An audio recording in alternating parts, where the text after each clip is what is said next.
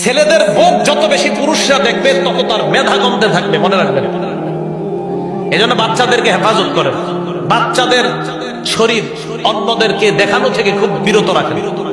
ছেলে হোক, ছেলেদেরকে অন্যরা যেন আপনার ছেলে শরীর অত বেশি না।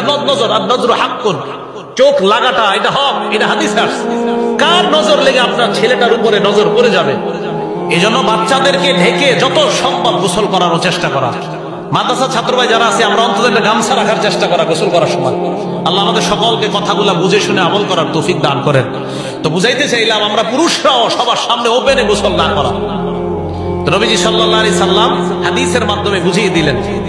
খালি গায়ে থাকে। তো আপনারা যারা জানেন না বিষয়টি তারাও জেনে রাখুন। ভিডিওটা খুবই উপকারী। আসলে আমরা আমাদের সন্তানদেরকে এতটাই ভালোবাসি যে ওরা চাই করে নাই করে তাই আমরা সাপোর্ট দিই। সত্যি আমি তো জানতাম না, আর ওরাও নিজেরাও জানে না। আর যেহেতু গ্রীষ্ম অনেক গরম পড়ছে, তো ওরা সবসময় বেশি খালি গায়ে থাকতে পছন্দ করে। তবে আমি আজ